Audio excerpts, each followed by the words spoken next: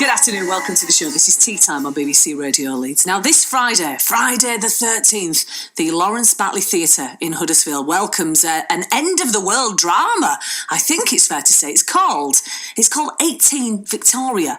And I suppose it begs the question, what would you do if you had just 3 weeks left to live? Well, to tell me a little bit more about it, I'm joined by 3 members of the cast, 3 members of the theatre group, Root and Branch, actually. So welcome to the show. I've got Prue Griffiths. Hello, Prue. Hello, Gail. I have also got James Nicholas. Hello, James. Hello there. Hello. And also Lynn Whittaker. Hello, Lynn. Hello. Well, thank you for joining us. So just sum it up, first of all, if you possibly can. 18 Victoria.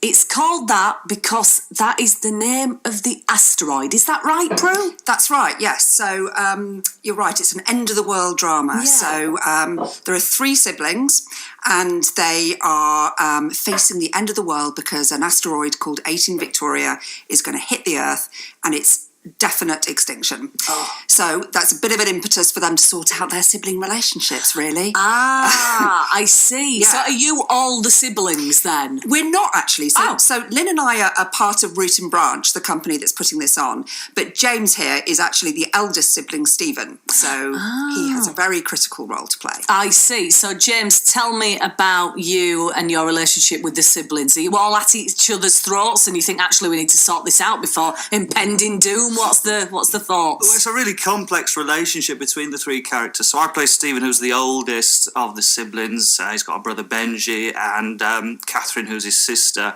And basically unravels the relationship between them, or in some cases, the non-relationship between them.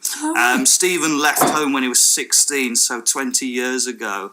And really the play focuses on the relationship between those characters. And with this impending asteroid, will the characters resolve differences? How will their relationship change, if at all, before the end of the world? Sounds a bit dark.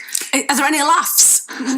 We can't really promise laughs. I'm sorry. I'm really sorry about that. It's not for laughs. No, it's dark, but it's also very thought-provoking. It really makes you think about, goodness, we only have a certain amount of time, and the importance of, your relationships in general, not just, I think everyone can relate to this because even if you don't have siblings, we've all got friends or people in your family, and it's about, looking out for one another and getting on with life, really. Okay, well, Lynn, why this play? Why did you choose this play? We chose this after lots of consideration of various plays. One of our group, Joe, who's not with us today, was looking on this social media platform for writers to put their plays on, and we found this one, or he did, and said, would we read it? And we thought, science fiction, not sure about this. Yeah. We read it and were absolutely blown away by the themes, by the writing.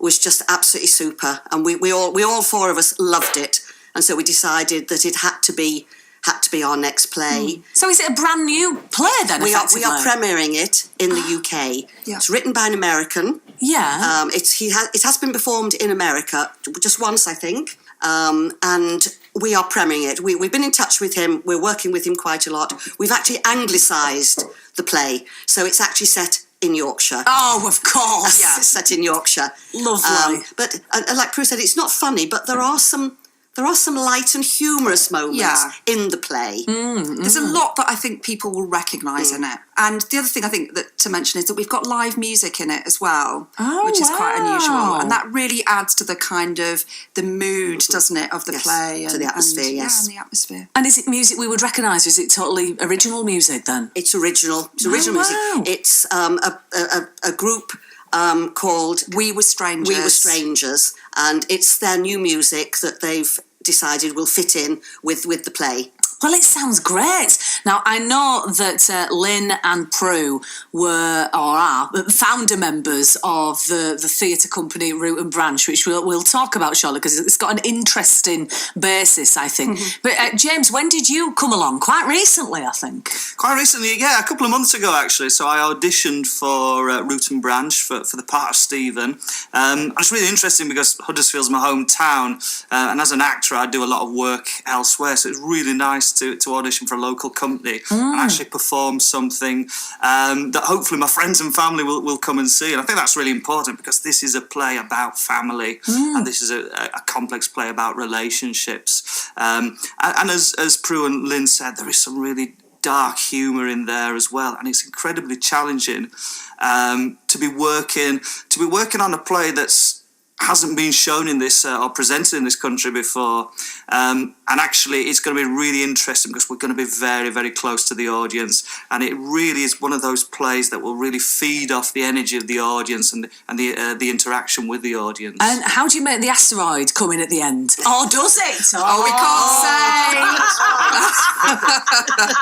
I'm just no spoilers. Ignore that question, James. That's absolutely fine. Well, let's talk to Lynn and Prue then. Root and Branch. Why did you start Root and Branch? Do you want to tell us? Well, one of the reasons we started Root and Branch was because three of us are women over 50, and we have all been acting, directing, involved in theatre really all of our lives in various ways. Lynn and I in sort of amateur dramatics a lot, and we met Julie as well through that. Julie's a professional actor, and we decided that we wanted to kind of do our own thing. So it's a chance to kind of live our dreams and have our own company, but also just to think about roles for women of our sort of age, which traditionally there aren't that many. It's about the freedom for us to be able to choose to put on the plays that really interest us, I think. And do you feel, Lynn, feel that things are changing? Because like you say, I think, well, gosh, even 10 years ago, even if you look at films, if you look at TV, the roles for older women were few and far between. They certainly weren't the most interesting of roles. Do you think that is coming around, that is changing at all? I think possibly it is. But as I say, as Prue said, we've now got the freedom to look for plays, to look for new works that will actually give us a chance as women of a certain age to actually perform.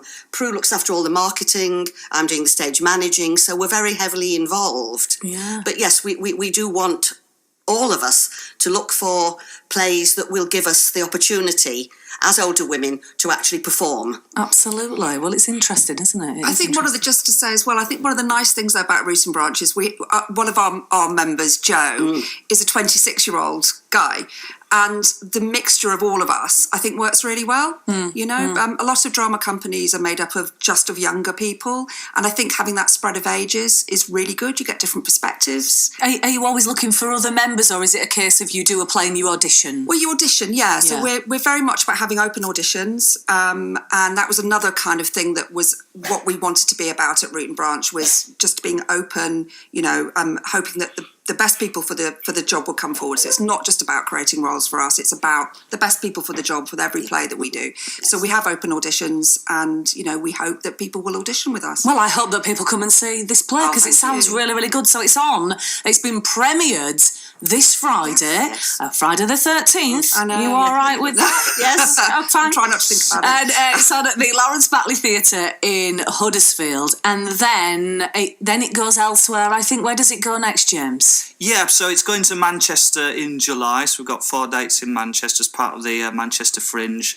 and then we're really hoping that we can take it elsewhere and maybe bring it back to Yorkshire, fingers crossed. Or maybe back to America, where the writer's from. Well, that would be nice. That would be lovely. That would be very nice. Lovely. A ticket's still available, by the way. Yes, so there are, as of this morning, I think there are 14 tickets left. Oh. So you need to be quick. But yes, 14 tickets left, and it's at the Lawrence Batley. Perfect. Well, it's been really, really nice to talk to you all. From Root and Branch, thank you so much for coming in. Prue Griffiths, Thank you. James Nicholas, and Lynn Whitaker. Thanks ever so much. Thank you so much for your time.